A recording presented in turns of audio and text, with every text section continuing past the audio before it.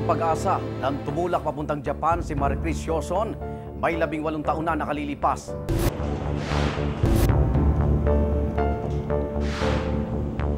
Ngunit isang malamig na bangkay nang iniuwi siya sa Pilipinas noong September 25, 1991.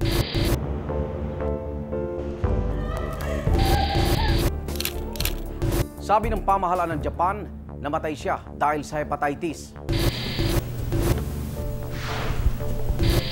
Ngunit bakit may mga paso at pasa ang kanyang katawan? Magandang gabi, ako naman Arnold Clavio. Ang mga tanong ng kahapon, sisiya sa atin ngayon dito sa Case Unclosed.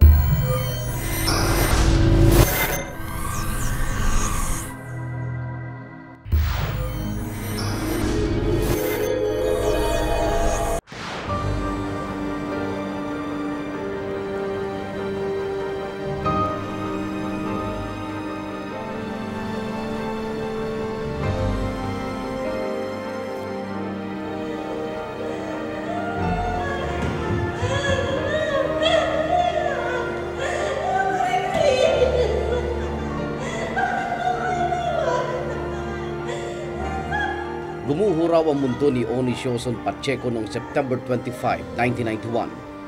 Ang nakababatang kapatid na si Maricris na dating puno ng sigla, sinalubong niyang malamig ng bangkay sa Ninoy Aquino International Airport. 3 taong nagtrabaho sa Japan ang dalaga bilang Overseas Performing Artist o OPA. Napakasakit. Malakas na malakas siyang umalis, darating sa iyo ganoon. Imbis sino. Lalo pa ikaw nagpalaki.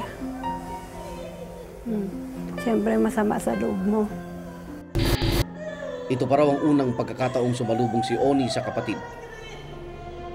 Hindi daw siya naghahatid sa airport tuwing umaalis ito papuntang Japan. Tutol daw kasi siya sa pagtatrabaho ni Maricris sa sinasabing Land of the Rising Sun. Para kami mag-ina. Nung maliit pa yan, hanggang sa lumaki. Hindi nagpaalam sa akin. Nung umalis yan, primerong alis, nalaman ko na lang umalis na. Tubong Calabanga, Camarines Sur si Maricris Joson. 13 siya sa 14 na magkakapatid. Baginhawa naman daw ang buhay nila noon dahil kapitan ng barkong ama nilang si Mariano. Ngunit nagbagong ikot ng kanilang kapalaran nang pumanaw si Mariano dahil sa kanser sa lalamunan noong 1984. Ano po yung nagtulak kay Maricris na pumunta po sa Japan? Nung namatay ang tatay ko, yun na, wala na, hirap na kami. Siyempre, inaabot namin, ngutang. Noong una daw ay ayaw ni Maricris maging entertainer sa Japan. Pero sinunod niya ang kagustuhan ng kanilang ina para makatulong sa pamilya.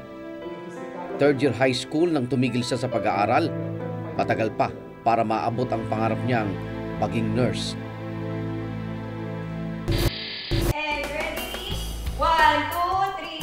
Ngunit kahit labag daw sa loob ni Maricris, nag-aaral pa siyang magsayaw ng 1 taon sa Sikat Development Center sa Malabon. Maricris! Maghapon na tayo nagpa-practice, hindi mo pa rin nakukuha. Again, from the start. Again, 1, 2... Isang promotion agency para sa mga nais magtrabaho sa Japan bilang entertainer. Dinala siya dito sa amin ng mother niya. Diretso from the province. Na kung maaari tulungan silang makaalis si Maricris para makatulong sa kanilang pamilya. Nakalipas ang 17 taon pero tandang-tanda pa rin ang may-ari ng agency na si Carmencita Condo ang lahat. Talagang magaling siya sumayaw. Maganda siya. Charming. 7, 6, 5, 4, 3, 2... Ayon sa itinakda ng Department of Labor and Employment o DOLE, 18 taon dapat ang pinakamababang edad para sa mga nais magpunta sa Japan. Pero ayon kay Oni, 16 na taong gulang lang si Maricris noon.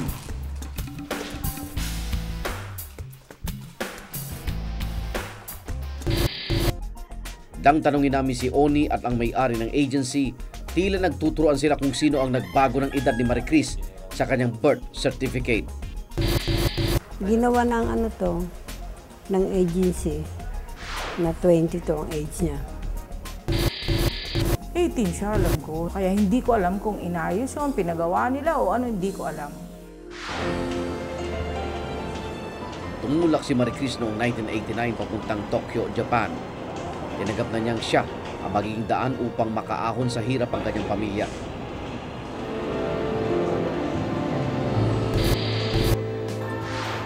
Japayuki ang naging bansag sa mga katulad ni Maricris. Actually kasi, yung term naman Japayuki, kung tutusin, hindi naman siya bad word. It means lang going to Japan. Ay kay Oni, maayos noong una ang buhay ni Maricris sa Japan. $350 kada buwan ang kanyang kita o humigit kumulang 8,000 piso sa palitan ng pera noong taong iyon. Matapos ang unang kontrata, muli lumipad si Maricris papuntang Japan noong 1990 sa tulong ng bago niyang agency, ang Sangle Bernabe International. Tumaas pa ang kita niya sa $1,500 o humigit kumulang 36,000 pesos kada buwan. Pero sa kasamaang palad, ang perang pinapadala ni Maricris sa ina ay nauwi sa wala. Nagsusugal siya. Pagka sinabihan mo naman, at sabihin ng nanay ko, para din sa makapatid ko, para mabuhay kasi nananalo din siya. Hindi naman babang panahon, pagtaluan niya ako. Fukushima City ang naging destinasyon ni Maricris. 2 hanggang 3 oras mula sa Tokyo. Sa Faces Club siya nagtrabaho mula 1990 hanggang sa huli niyang lipad noong April taong 1991. Kaya nawaiwan na to yun. Maricris. Isang nangangalang Keizo Sato umano ang may-ari ng club. Mayayamang magsasaka daw ang karamihan sa mga parokyano ng club. Habang nasa Fukushima, isang sulat daw ang pinadala ni Maricris na labis na ikinabahala ng kanyang pamilya. Hawak ko po ngayon itong huling sulat ni Maricris Yoson para po sa kanyang ina. Ito po ay may petsang August 5, 1991. At nakasulat po, yung buong sulat, nasa salitang Bicol.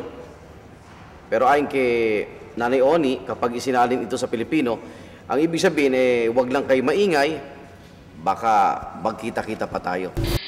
Alam kong may masama mangyayari. Masama ang kutob ko nga. Pero binaliwala ko. Tuloy po kayo. Maupo po kayo. Isang buwan pagkatapos matanggap ang sulat, Kayo po ang manager ni Maricris? isang masamang balita mula sa manager ni Maricris na si Manuel Samonte ang gumulat kay Oni. Huwag po kayo mabibigla. Si Maricris kasi sa ospital ngayon.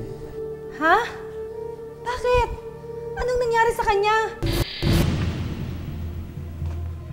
5 araw na daw nakarating si Maricris sa Hanawa Welfare Hospital sa Fukushima. Hindi na siya nagising pang muli mula sa pagkakakomatos.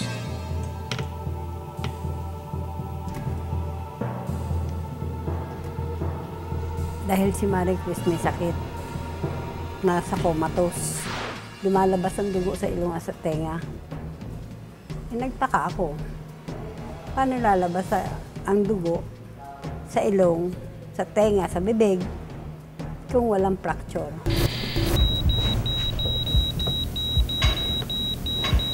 Noong September 14, 1991, tuluyan ang binawian ng buhay si Maricris. Sa kanyang death certificate na inilabas ang ospital sa Japan, multiple organ failure dahil sa fulminant o malalang hepatitis ang kanya ikinamatay. Ngunit hanggang ngayon, iba ang paniwala ni Oni. Itinago niya ang mga larawang ito ng bangkay ni Maricris. Hawak ko po ngayon ang mga larawan ni Maricris Yoson nung siya umuwi dito na isa na pong malamig na bangkay. Sa paniwala ng kanyang mga mahal sa buhay, dahil sa mga litratong ito, si Maricris Yoson ay sinaktan at pinatay. Dahil nakita kong bangkay niya noong una. May mga pasasya, yung mga marka, sinunog na sigarilyo. Nakita kong walang sakit. Pinatay ito, hindi ito namatay. Kasi kung may hepatitis ang si Maricris, dapat naninilaw. Hindi eh. Hindi kumbinsido si Oni na hepatitis ang ikinamatay ng kanyang kapatid na si Maricris Soson. Kaya humingi siya ng tulong sa National Bureau of Investigation o NBI noong araw na dumating ang bangkay nito mula sa Japan. Ang mga pasa niya, meron siya sa ulo, lalo na yung sa bandang gawing likod ng tenga. May malaking hematoma siya doon. Yun yung pasa na tinatawag. Pero mas formed yung hematoma. Ayon sa resulta ng autopsy ng NBI noong October 31, 1991, nagdamo rin si Maricris ng 2 pasa sa dibdib at sa kaliwat kanang braso. May malalim din siyang saksak sa hita at sa maselang bahagi ng kanyang katawan. Sa ulo raw ang pinakamalalang tama ni Maricris. Sa anit, meron na kami na-identify na blood clot. Ngayon, nung binuksan na namin yung bungo, lalo namang may nakita na kaming isang malaking blood clot na sa loob ng bungo niya. Sa kabuuan ng otopsiya ng NBI, lumalabas sa traumatic head injuries ang ikinamatay ni Maricris at hindi hepatitis. Taliwas sa sinabi ng ospital na pinaglagakan sa kanya sa Japan. Sa utos ni dating Pangulong Corazon Aquino, tumulak papuntang Japan si Dr. Arizala ilang buwan matapos mamatay si Maricris. Ito ay para ipakita ang NBI findings sa Hanawa Welfare Hospital sa Japan. Sa isang press con na naganap sa Hanawa Welfare Hospital, nanindigan daw ang mga doktor doon na hepatitis ang ikinamatay ni Maricris. Bagamat lumabas nga sa eksaminasyon ng NBI na may hepatitis si Maricris, idinin nilang pasimula pa lang ito at hindi pa malala. Nakakamatay naman talaga ang hepa. Pero sa ganitong estado, parang hindi pa yun ang pwedeng panggalingan ng kamatayan ni Maricris. Piniliwanag pa raw ng attending physician na si Dr. Yoshiki Hachiko ng Hanawa Welfare Hospital kung bakit may mga pasa at hiwa sa katawan si Maricris. Habang nakakomatose si Maricris ay kinailangan daw magpasok ng catheter sa kanyang ari para sa kanyang pag-ihi. Pero sigurado raw silang hindi nasugatan si Maricris sa proseso. 7 araw din daw na kinabitan ng dextrose si Maricris habang nakaratay sa ospital. Kaya normal lang daw na magkaroon ng marka ang kanyang mga braso. Alam mo, doktor din ako nagkakabit din ako ng dextrose. Pero hindi lahat ng lagyan ko ng dextrose ay maghihematoma. Ang hiwa naman daw sa kanyang kaliwang hita ay posibleng naging daluyan ng dugo nang siya'y embalsamuhin sa Japan. Kalimitan sa Pilipinas kasi, kung magtatanong ka ng mga morgero, kanan ang inaasinta. Sa kanan sila dumadaan para dire-diretso. Sumailalim din daw sa CT scan si Maricris, kaya imposible raw na hindi nakitang nagkaroon siya ng tama sa ulo. Sa kabila ng mga paliwanag ng doktor sa Japan, ang huling sulat pa rin ni Maricris ang pinaniniwalaan ni Oni. Nabanggit daw kasi niyang ikinukulong siya sa kanyang kwarto na may-ari ng Faces Club na si Keizo Sato.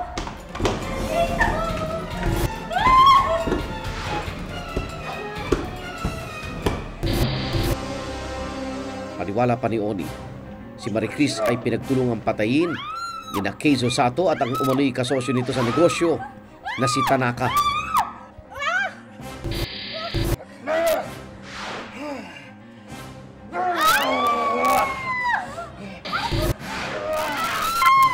Ayaw niyang pumayag Sa gusto. Maging kakon si Maricris, makasex. Magkakaroon ba ng laceration yan sa 6 organ kung hindi ganoon? Dahil sa mga lumutang na katanungan sa pagkamatay ni Maricris Soson, nagkaroon ng pagdinig sa Senado mula October hanggang November taong 1991. Si dating Senador Santanina Rasul ang no chairperson ng Senate Committee on Women and Family Relations. Dahil sa investigation na yon, we found out that yung mga Filipino women, sila ay lumuluwas sa ating bansa dahil sa kahirapan. And they risk ma-abuse sila, maltreated sila, and even loss of lives. Pero hindi nila na baliwala na yun sa kanila. Importante sa kanila makatulong sa kanilang pamilya.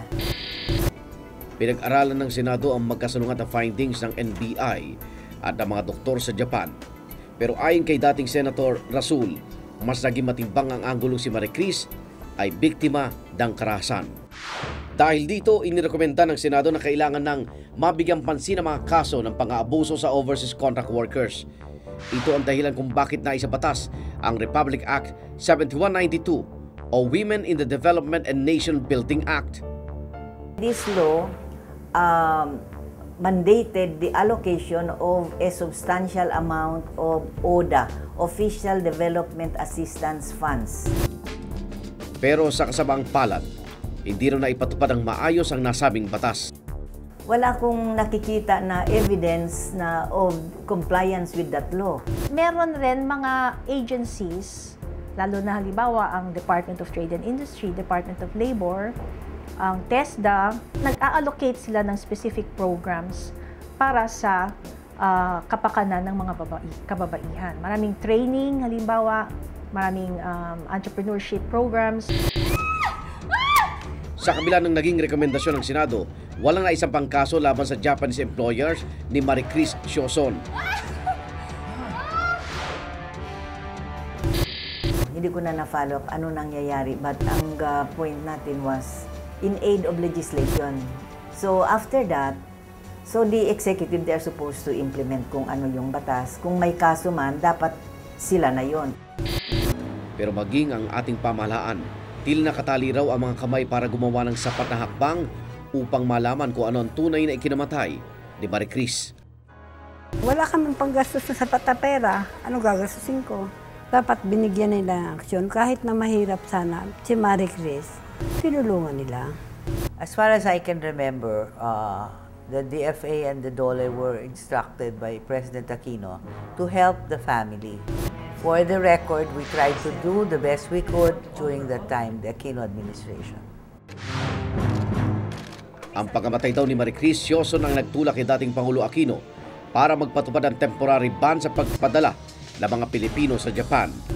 What the DOLE did was to put in more stricter measures to protect the Philippine entertainment. But after us, the administration of President Ramos, I think, lifted it already. Ilan lang sa mga pulisiyang ito ay ang pagkaroon ng Artist Accreditation Card o AAC ng mga gusto magtrabaho sa Japan. Very strict itong sistema na ito because they had to undergo really all of these trainings. Kung sasabihin mo na ito yung skill ko, kailangan na iyon ipapakita mo na you really have that skill. Sa Department Order No. 21 ng Department of Labor and Employment o DOLE, tinaas sa 21 taon ang minimum age para makapagtrabaho sa Japan. Pero ay sa Development Action for Women Network o DON, tila hindi na panindigan ng gobyerno ang mga pagbabagong ipinatupad matapos ang nangyari kay Maricris. Right after no Maricris Sioson, naghigpit. No? Ginawang 23 ang age limit. May mga iba pa silang requirements na in-introduce. Tapos, nung later, marami namang mga exemptions. Pwede ng 21, provided the Secretary of Labor approves, ganyan. Tapos, alam mo ngayon kung ilang? 18 years old. Gusto ng POEA mas mataas na age, older, kaysa sa 18. Pero dahil sa mga ahensya mismo, yung industriya mismo ang siyang talagang they really clamored. Ang daming meetings na nangyari niyan, ang daming petition na ganyan until we came up with a new issuance na saying that it is 18 years old. Meron din naman built-in security or control mechanisms to ensure na kahit 18 years old siya, hindi naman siya malalagay sa alanganin. Ayon pa sa ilang kritiko, hindi raw naapektuhan ang relasyon ng Pilipinas at Japan matapos ang nangyari kay Maricris. Yung government natin, they support the Japanese government findings. Parang yun yung medyo na-disappoint kami. Patunay daw dito ang pagtaas ng bilang ng mga Pilipinong nagpupunta sa Japan. Mula 20,183 noong 1996, tumaas pa ito sa 77,870 noong 2002. Sa kabila raw ng walang pag-aksyon ng ating gobyerno, hindi tumigil si Oni sa paghahanap ng kasagutan. Sa tulong ng Peace Boat, isang non-government organization sa Japan, lumipad siyang patungong Japan noong 1992. Naabutan namin doon, halatang halata ko na yung mga kasamahan ni Marie Chris, pinagsabihan na may mga babala na. Dahil walang nagsalita, miski na isa. Kaya sila nanahimik, takot na sila ang isunod. Sa pagtatanong-tanong daw ni Oni ng palihim, nakumpirma niya na sina Keizo Sato at Tanaka Umano ay kapwa miyembro ng grupong Yakuza. Uyabon ng Yakuza ang kapatid ni Sato. Uyabon, pinuno ng Yakuza. Noong 1970s kasi, nung nagkaroon ng pag-usbong ng ekonomiya ng Japan, especially Japan, ay nag-expand din ng operasyon ng mga gangs sa Japan. Ang Yakuza, ang parang nag-emerge na pinakamalaki na organisasyon. Karamihan daw sa mga Yakuza ay may-ari ng mga nightclub sa Japan. Sila rin daw ang nagre-recruit ng mga babae mula sa iba't ibang bansa sa Asia para magtrabaho sa Japan bilang entertainers. Criminal gang yan in the first place at gumagamit ng mga secret na pananakot. Kung pipilitin yung babae na mag-prostitute na hindi pa ready, ay talagang bugbog sarado ang labasan yan. Sinikap namin kunin ang panig ng embahada ng Japan sa Pilipinas tungkol sa kaso ni Marie Chris Joson, pero tumanggi sila magbigay ng pahayag. Isang email naman ang pinadala ng Sangle Bernabe International, ang agency ni Marie Chris ang siya'y mamatay. Para sa kanila, sarado na raw ang kaso. Ngunit hanggang ngayon, patuloy na naghahanap si Oni ng hustisya at kasagutan sa mga tanong na tila nabaon sa limot ng 17 taon. Aminado sila na tinanggap nila mula sa manager ni Marie Chris ang back pay nitong $5,500 o humigit kumulang 140,000 piso. Pero para kay Oni, walang katumbas na halaga ang makapagpapabalik sa buhay ng kanyang kapatid na si Marie Chris. 17 taon na ang lumipas pero para kay Oni, sariwa pa rin ang sugat ng pagkamatay ng kapatid na si Marie Chris. Mahalaga sa akin na makitang may maparusahan na magdudusa dahil sa ginawa sa kapatid ko. Ay sa Philippine Overseas Employment Administration o POEA, 1,475 na mga Pilipino na lamang ang lumipad papuntang Japan noong taong 2008 bilang mga bagong entertainer at skilled worker. Malaki ang binaba nito kumpara sa 32,636 na mga Pinoy na pumunta ng Japan noong 1989. Ngayon, para mabigyan ka ng certificate of eligibility para ma-issuehan ka ng visa, ang requirement ng Japanese government is that either yung entertainer meron siyang 2-year work experience as an entertainer outside of Japan or 2-year formal education in entertainment. Ngunit kung may mga Pilipino pa rin gustong hanapin ang swerte sa Japan, may iba namang kababaihan dito sa Development Action for Women Network o DON ang piniling dito na lang magbanat ng buto sa ating bansa. Bawat isa sa kanila may baong mapait na karanasan mula sa Japan. Yung una po, yung shopping lang. Tapos, pagka pangalawa na, parang yayayain ka sa hotel, gano'n. So, yung isang karanasan ko po, yung niyayaya niya ako, tapos ayoko. Tapos sabi niya, dito ka na lang bumaba ka, umuwi kang mag-isa dun sa apartment.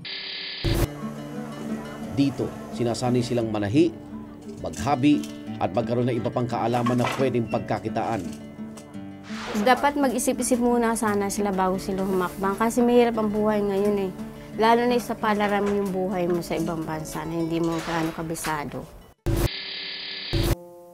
Ganito rin ang anak ni Cesar Mindanao na si Ruby na nakipagsapalaran sa Japan bilang entertainer noong 1986. 18 taong gulang lang noon si Ruby. Para sa kanyang ama, kung may babalik lang daw niya ang panahon, hindi na niya ito pinayagang umalis. Nakapangasawa si Ruby ng isang engineer na si Masanobu Yoshino. Pero noong November 4, 2007, isang balitang gumulat sa kanyang pamilya. Yung anak niya dito sa Pilipinas, nandun na rin, tumawag sa akin, tatay, sabi niya, si mama, nagbigti, gano'n. Natagpuan namin ang nakabite. Ngayon, kako i-revive nyo, di iyakan na kami sa bahay. Sa resulta ng autopsy sa Japan, lumabas sa suicide by hanging ang ikinamatay ni Ruby. Pero tulad ng pamilya ni Marie Crisoson, duda rin si Cesar sa ikinamatay ng anak. Paniwala niya ang asawa nitong si Masanobu ang siya daw na salarin. Kasi may mga nakarating sa aking balita at saka sumbong niya na sinisipa siya, sinasabunutan, ayaw kausapin sa mga kapwa Pilipino. So kung minsan pinapakitaan po ng samurai, ginagano po sa kanya pag nag-aaway sila. Gustuhin man daw ni Cesar na sampahan ng kaso ang asawa ng anak. Hindi niya raw ito nagawa dahil wala siyang tulong na natanggap mula sa ating pamahalaan. Doon pa lang sa nilalakad mo yung passport mo na may masamang nangyari sa anak mo. Nakikita nila, meron akong dalang death certificate. Doon pa lang tinuruan na ang kwan, ang isang magulang ng biktima. Na, itong pupuntahan mo bago ka pumunta doon, mag-file ka muna ng charge. Dito sa DFA, yun ang division na pupuntahan mo. Wala eh, wala akong nangyaring ganon eh. The Department of Foreign Affairs at saka yung ating post doon sa Japan, ginawa naman nila ang lahat. Pero based on the autopsy, it was found out na talagang suicide yung the reason why Ruby died.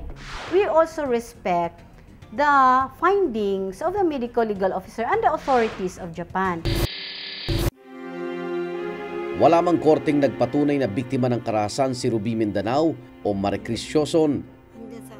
Para sa kanilang pamilya, patuloy nilang hahanapin ang katotohanan sa sinapit ng kanilang mahal sa buhay. Para kay Oni, sapat ng ebidensya ang bangkay ni Marie Cris para sabihing pinatay siya at hindi namatay sa sakit.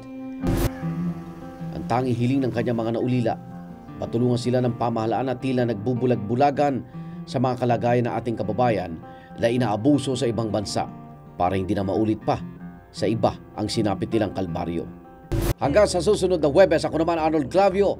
Ang mga tanong ng kahapon, sisiya sa atin ngayon sa Case Unclosed.